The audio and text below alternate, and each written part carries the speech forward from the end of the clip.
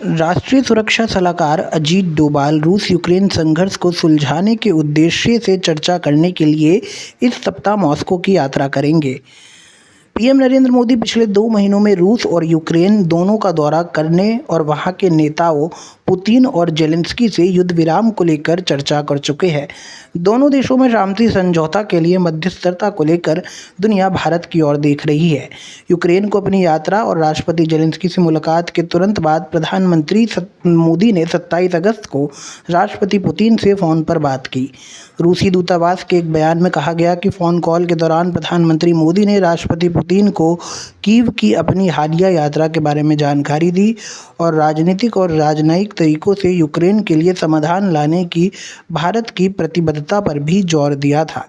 इस दौरे के बारे में ज़्यादा जानकारी दे रहे हैं रक्षा विशेषज्ञ रोबिंदर सचदेवा। जा रहे हैं वहाँ पर मीटिंग है ब्रिक्स के नेशनल सिक्योरिटी एडवाइजर्स की, ब्रिक्स के 10 देशों की। परंतु मेरे विचार से उस मीटिंग से ज़्यादा महत्व होगा डोभाल साहब की जो मीटिंग होगी रशिया के एनएसए के साथ और हो सकता है पुतिन के साथ भी।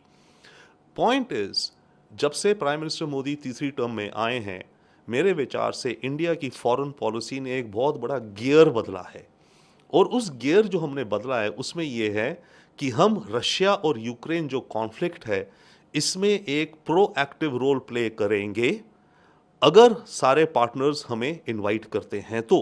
और इस बात को हमने डंके की चोट पे कह दिया है प्राइम मिनिस्टर मोदी ने जेलेंस्की के साथ बैठ के कि हम इस युद्ध में डायलॉग डिप्लोमेसी में मदद करने को तैयार हैं और हमारे पास कुछ कॉन्क्रीट बातें हैं जो मैं आपसे करूंगा बंद दरवाजे में।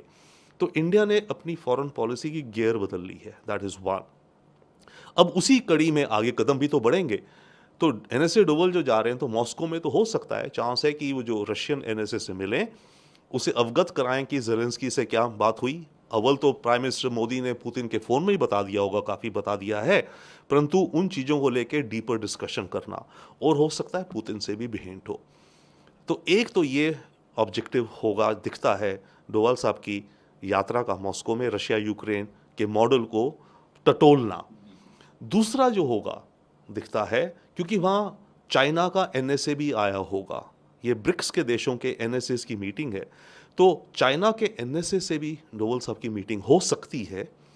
और उस मीटिंग का मेरे ख्याल से मुद्दा ये हो सकता है कि आने वाले अक्टूबर में जो ब्रिक्स की लीडर्स की समिट होगी रशिया में कजान में, वहाँ पे शी जिनपिंग भी आएंगे, शायद मोदी जी भी आएंगे शायद।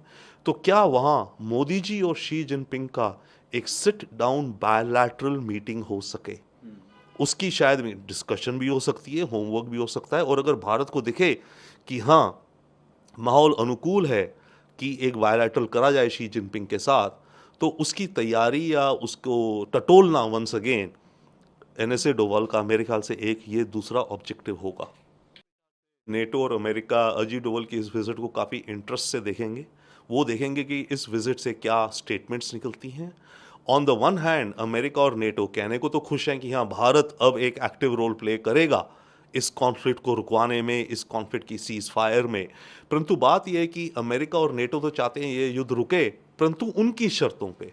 और वो ये चाहते हैं कि भारत जाके पुतिन को बोले कि भाई तुम ये जो शर्तें हैं मान जाओ। पुतिन कभी तो नहीं मानेंगे, वो अपनी शर्तों पे इस जंग को रोकना चाहेंगे या दोनों देशों को आपस में कॉम्प्रोमाइज़ करना पड़ेगा। तो अव्वल अमेरिका और नेटो कुछ खुश भी हैं कि भारत एक एक्टिव रोल प्ले कर रहा है जो वो चाहते थे बड़े लंबे समय से।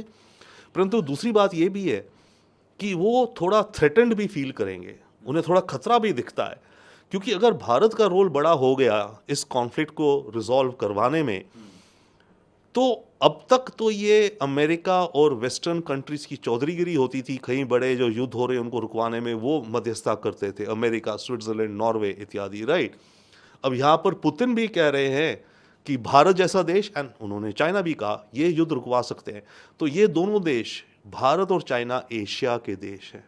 तो पुतिन इंडिकेट कर रहे हैं कि दुनिया का पावर सेंटर शिफ्ट हो रहा है टुवर्ड्स एशिया, और एशिया में मेरे जो अच्छे दोस्त हैं वो इस युद्ध को रुकवाने में मदद कर सकते हैं। इसके चलते वेस्ट को थोड़ी परेशानी भी होगी।